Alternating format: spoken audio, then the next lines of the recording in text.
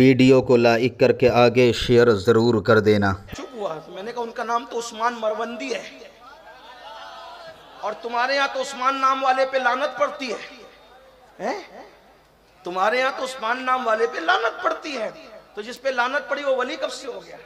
तो मैंने कहा एक खींचतान के लाए थे वो भी नहीं निकला तुम्हारा, रवाफिज किया वो भी नहीं निकला।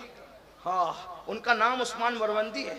शकील शहबाज कलंदर जिनको कहते हैं, लाल शहबाज कलंदर जिनको कहते हैं। तो 12 अर्ज कर रहा था, वो सादिक और मुसद्दिक होता है। फारूक आजम की 2 सिफतें होती है, क्या? अम्र बिल मारूफ नहीं अनिल मुनकर, यानी वो नेकी का हुक्म देता है, बुराई से रोकता है। भाई नेकी का हुक्म वही तो देगा जो खुद नेक अमल करेगा, बुराई से वही तो रोकेगा जो खुद बुराई से रुकेगा। वरना खुद नमाज नहीं पढ़ेगा, लोगों को कैसे कहेगा नमाज पढ़ने के लिए? खुद ज़कात नहीं देगा, लोगों को कैसे कहेगा ज़कात देने के लिए? खुद हज से डंडी मारेगा, लोगों को कैसे कहेगा हज पे जाने के लिए? खुद लोगों का खा के हड़प करेगा, लोगों को कैसे कहेगा गरीबों को खाना खिलाने के लिए? तो पता चला उसमें 2 सिफतें फारूक आजम की होती है। एक क्या? अम्र बिल मारूफ नहीं अनिल मुनकर। अच्छा, अम्र बिल मारूफ नेकी का हुक्म देना आसान, नहीं अनिल मुनकर मुश्किल, यानी बुराई से रोकना मुश्किल। क्योंकि बुराई से रोको तो लोग दुश्मन बन जाते हैं। मिसाल के तौर पे किसी के हाथ में सोने की अंगूठी देखी, कहा भाई उतार दे, तो लोगों को लगता है यार ये मौलवी क्या कर रहा है ना? तो ये बात है, बुराई से रोकना जो है वो बहुत खतरनाक काम है। अगर कोई माज़अल्लाह बदमज़हब है तो उस बदमज़हब के साथ कहा कि इसके साथ ना उठो ना बैठो, लोगों को बुरा लगता है, तो याद रखिए मगर वो बुरे की परवाह नहीं करता, क्योंकि उसको तो यार की तलब होती है। 2 आलम से करती है बेगाना दिल को, अजब चीज है लज्जत आशनाई। 2 सिफतें उसमें उस्मान गनी की होती है। क्या? 2 सिफतें उस्मान गनी की होती है। वो दिन को खाना खिलाता है, रातों को इबादतें करता है। उस्मान गनी की 2 सिफतें, दिन को खिलाएगा, रात को अल्लाह की बारगाह में, यानी दिन को मखलूक की खिदमत करेगा, रात को खालिक की खिदमत में खड़ा रहेगा। अब जो खुद फजर नहीं पढ़ता उसने रातों की नफिल कब पढ़ना है? जो ईशा नहीं पढ़ता उसने रातों की नफिल कब पढ़ना है? ये सिफतें होती है। कितनी सिफतें हो गई? कुल 10। 2 सिफतें मौला अली की होती है, अली मुर्तजा की। एक तो वो इल्म वाला होता है और वो बहादुर होता है, बुज़दिल नहीं होता। कभी दीवार हिलती है, कभी दर कांप जाता है, अली का नाम सुनकर अब भी खैबर कांप जाता है।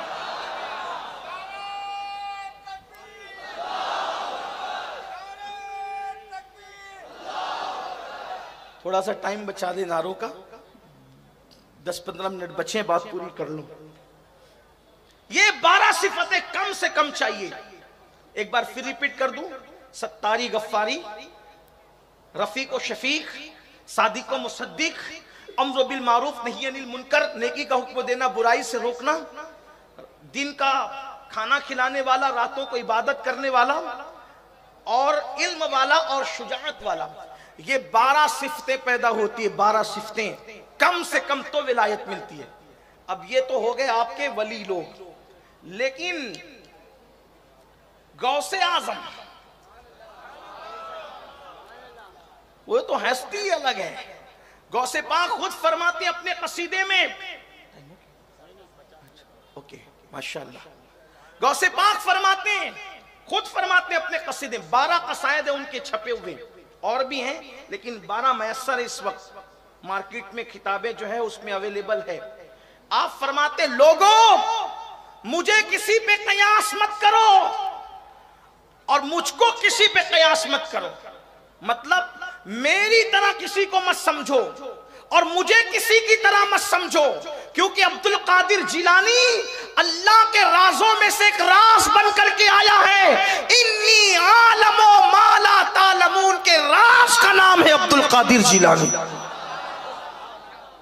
तो जबूर का इल्म जिसको हो, इल्म जबूर जिसको हो, वो तख्ते बिल्किस पलक के झपकते ला सकता है। तो गौसे आजम को तो इल्मुल कुरान था, अल्लाह और कितना था वो उस पर आए, इल्मुल कुरान कितना था वो सुन ले। बहुत ज़ौक़ की बात है, आजकल के दौर का भी इसमें जवाब है। एक बुजुर्ग बहुत बड़े मुहद्दिस आलिम फकीह अल्लामा इब्नुल जौजी नाम के उस दौर में थे, गौस पाक के दौर में, और ये ऐसे थे बहुत लोगों पर नुक्ता चीनी करते थे। यानी कोई भी जो पढ़ते पढ़ाते लोग हैं इल्म वाले, वो पता है कि इल्म हदीस में इन्होंने जो जिरा की है, इनकी जिरा से कोई बचा ही नहीं। जो बच गया समझ लो वो हस्ती कुछ और है, कोई नहीं बचा। आपने जो किताबें लिखी है माज़अल्लाह में हमारे बुजुर्ग हैं, वो भी मैं कोई ऐसी बुरे से नहीं कह रहा हूं, उसका कोई गलत मतलब मत निकालना। तो इनको सूफिया से इब्तिदाई दिनों में बड़ी चिढ़ थी, बड़ी नफरत थी सूफिया से। अल्लामा इब्नुल जौजी इतने बड़े आलिम हैं, आप इतना समझ लें कितनी किताबें उन्होंने लिखी है उसका अंदाजा इस बात से लगाएं, जब वो किताबें लिखते थे तो उस वक्त लकड़ी का कलम था, तो जब कलम जब चलता नहीं था तो उसको छांट लेते थे छुरी से।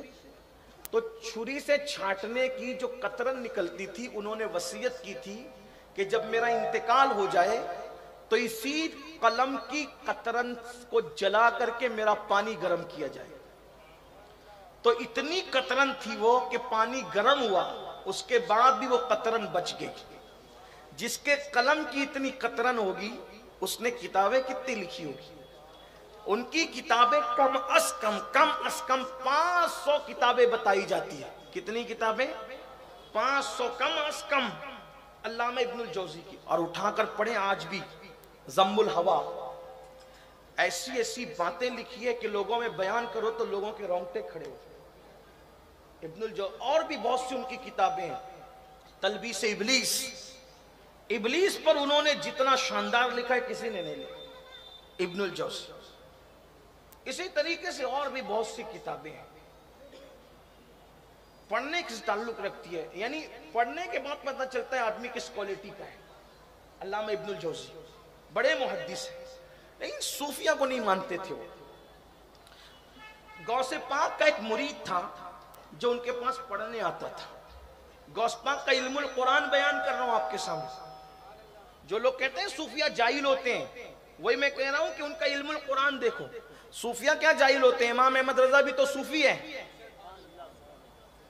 उनके मुर्शिद शाह आले रसूल भी तो सूफी हैं, उनके उस्ताद शाह अब्दुल अजीज भी तो सूफी है, उनके अब्बा शाह वलीउल्लाह भी तो सूफी है, उनके अब्बा शाह अब्दुल रहीम भी तो सूफी है। ये सब लोग तो सूफी है, बड़े बड़े मुहद्दिस। शेख अब्दुल्ला जिन्होंने इल्म हदीस हिंदुस्तान में आम किया वो भी तो सूफी है। अल्लामा जलालुद्दीन सुयूती सूफी है। महबूब इलाही निजामुद्दीन औलिया जिन्होंने बाबा फरीद से कुदूरी वगैरह पढ़ी है, बाबा फरीद भी सूफी, निजामुद्दीन औलिया भी सूफी, सब सूफिया लोग हैं। आजकल के जाहिल लोगों को देखकर उन लोगों को मत समझने की कोशिश करो। पढ़ो, पढ़ करके समझो किताबों में औलिया क्या है, कुरान और सुन्नत में पढ़ो। तो इब्नुल जौजी के पास गौस पाक का मुरीद पढ़ने आता है, ये थे मुहद्दिस। तो जब भी पढ़ाते थे तो कहते थे तेरा पीर तो ऐसा, ये सूफी लोग को कुछ नहीं आता, कुछ कुरान हदीस नहीं जानते, जबरदस्ती इस तरह की बातें करते, ऐसा करते। वीडियो अगर अच्छा लगा हो तो लाइक करके आगे शेयर ज़रूर